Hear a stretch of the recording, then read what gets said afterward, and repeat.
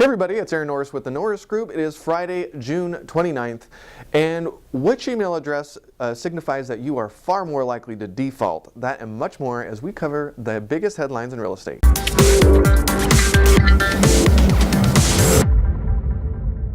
Don't miss the radio show and podcast this week. We have our second interview with the team at National Core. We're talking about everything about NIMBYism versus YIMBYism and what are some of the biggest problems with affordable housing projects in California and where they're currently getting stuck and the future of such projects here and in the near future. The latest data from HUD and the Census Bureau showed new home sales increased 6.7% to their highest this year. Home prices in the U.S. increased 6.6% from last year, according to the latest S&P CoreLogic Case-Shiller Index. The National Association of Realtors reported pending home sales decreased 0.5% last month, and mortgage rates decreased a little bit. 30-year rates now at 4.55% and 15-year rates at 4.04%. Many of us were expecting this, but the Trump administration has proposed ending conservatorship of Fannie and Freddie Mac, who has been under conservatorship since 2008. The proposal requires congressional approval, but would convert them to fully private entities, and the GSEs would then focus more on qualified borrowers, where HUD would then go ahead and take the lead on to assist low and moderate income buyers. The administration argues that privatization would lead to greater competition in the private sector and can bring about lower prices, although not everyone agrees. We've been meeting with Freddie Mac, and I think many of you have heard Bruce speak, think that this could really mean good things for real estate investors, so we'll have to wait and see what happens. Many say that location is the #1 factor when deciding when and where to buy a home, when in reality, it's actually what we can afford. I want $1 million house, but just can't afford one, right? The perfect home combines a great location with a good price and plenty of space. However, it's really hard to land such a deal nowadays, especially in vibrant urban cities. Property Chart looked at how much space you could actually afford at the U.S. national median home price of $200,000 in some of the biggest cities in the country. Turns out, not that much in some areas. So for $200,000 in Manhattan, you're going to get 126 square feet. I've lived in a space just like that, doable and hilarious. While if you're doing the same in Cleveland, you could buy a 3,700 square foot house. The Redfin Millennial Home Buyer Survey revealed top concerns for young buyers, including not having enough money for a down payment, affording a home in a preferred location, and finally, rising home prices. No surprise there. So what are they doing to save that money for the down payment? Well, 69% saved directly from their paychecks, 36% using earnings from a side hustle or a second job, 13% are pulling money out of retirement funds early, 24% used a cash gift from their family, parents hoping to get them off the couch, 12% from inheritance, and I thought this was absolutely hilarious. The survey was from 2,000 people, and 500 were in the specific category, and apparently 10% of those 500 are selling cryptocurrency. Remember that? Bitcoin?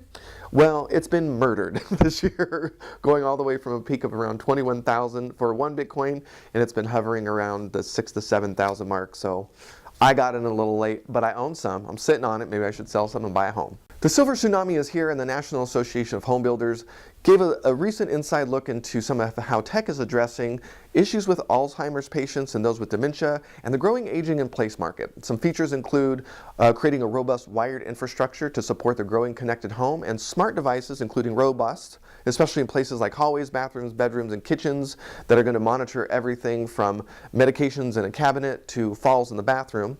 Speaking of falls, pressure pads along the bed or in bathrooms to sense when falls happen or night wandering, and even lighting is really a big consideration at the right hue, lots of natural light to make sure people can see and to avoid some of those falls. Finally, a study from the Frankfurt School of Finance and Management says digital footprints combined with your FICO data can say a lot about your credit worthiness. Well, the digital footprint means everything from the kind of email address you have and what you're rocking to your surfing habits. Like, did you know Android users default 2 times more than Apple device users?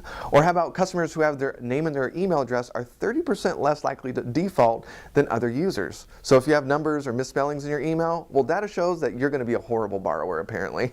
And even the way you access the web is an indicator. Coming to a site from a search engine ad, for example, you're twice as likely to default as those coming from a price comparison website.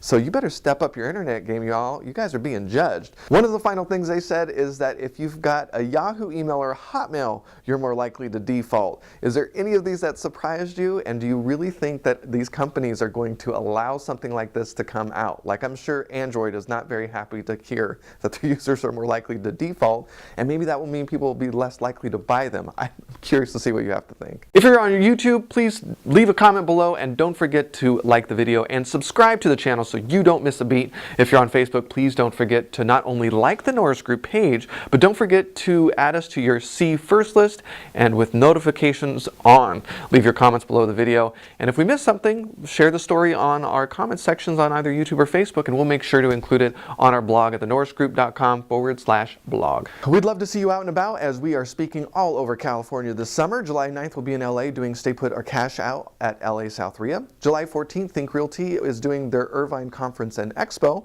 I'll be moderating a panel there of real estate investors in the area, and Bruce will be doing at lunchtime a keynote talk on Stay Put or Cash Out. August 7th, Stay Put or Cash Out with LA RIA, and then September 8th, Cashing In on a Boom. This one is going to sell out.